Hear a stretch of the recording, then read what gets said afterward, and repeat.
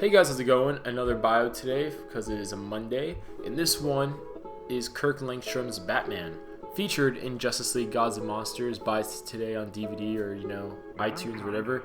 That was not a paid promotional plugin, by the way, either. I just want to let you guys know that it's out. It's really good, actually. Bruce Timm returns to form. Not like he ever left, anyways. But let's get right into it. So his real name is Kirk Langstrom. You might be familiar with the name because in most universes, he is actually Man-Bat, not Batman. And his abilities in this universe are Superman's strength, speed, agility, durability, flight, fangs, thermal vision, immortality, and he's a genius scientist. To briefly go into those, think of his stats like speed and whatnot. Think of them on par with Spider-Man. Flight, however, it's weird how he flies. They make it seem like he flies using bat wings from his suit.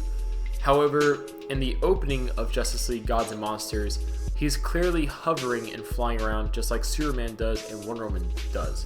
So it's kind of confusing exactly how he flies, but he can fly. He has fangs, which he uses to suck blood from his enemies. Blah blah. His thermal vision, the way he sees is not like a normal person were to see. He sees people based off the heat from their bodies, which is actually pretty interesting in that fashion. Immortality, he doesn't age. As long as he is in this pseudo vampire state, he does not age. And no, he cannot change from a normal person to a pseudo vampire. It's a permanent effect. He's also a genius scientist. He was a part of a group of scientists called Luthor's Boys, which basically Lex Luthor said were the next generation of scientists. And I mean that includes people like Dr. Savannah, William Magnus, Silas Stone. I mean, basically, when you think of the DC Universe's smartest people, minus Lex Luthor, they were a part of a group called Luthor's Boys, which included Kirk.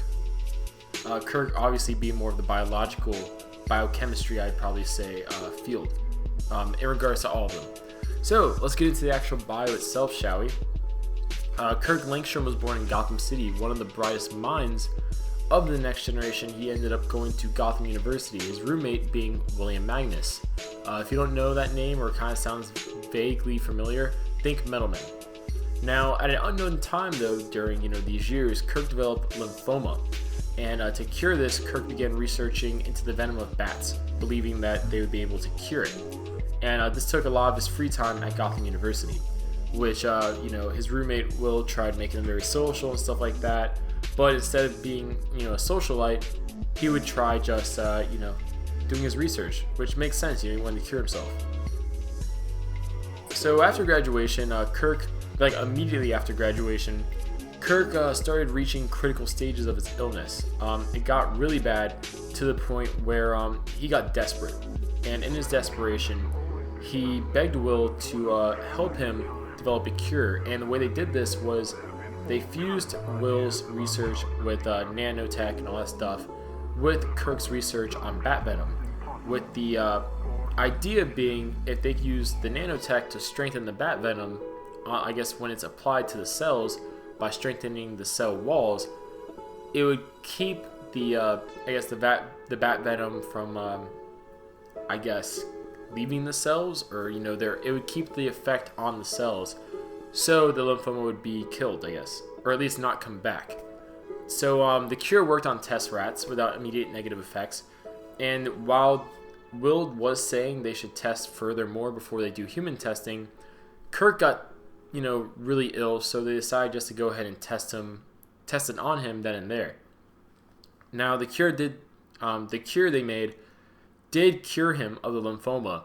However, a side effect they did not see coming was it turning him into a pseudo-vampire. And from here, he basically ran away. At least he got to finish school first, but he did end up running away, living on the streets after the accident, becoming known as the Batman. So that's pretty much his origin. It was very straightforward, very brief. To fill in some blanks, though, if you guys are curious, what happened to Bruce Wayne? I believe Bruce Timm said in an interview, Kirk Langstrom Batman ended up sucking the blood of Joe Chill. So Joe Chill never ended up killing Bruce Wayne's parents, thus Bruce Wayne never ended up becoming Batman. And also, eventually while living on the streets, Kirk runs into Superman. Superman basically takes him in, they become best friends, and a la Justice League begins. So, or at least this universe's world's finest begins this way. So I hope you guys like this. If you guys like me doing these Ultimate Universe character bios alongside the mainstream ones, let me know, because I have no problem doing other ones like movie villains. I know a lot of people are confused on the origin of Malekith, or Malekith, I think that's how you pronounce it, from Thor: The Dark World, or Ultron. A lot of people are confused on that because they did cut some stuff out and they had stuff in there that they said just in interviews, stuff like that. So I mean, I have no problem doing other media interpretations of these characters. If you guys want to see them, just let me know. And without further ado, it's Josh. I see you guys next Monday with the bio. I'll see you guys tomorrow with the next top 5, and then obviously on Friday with the next Super Science. So, yeah, have a good day.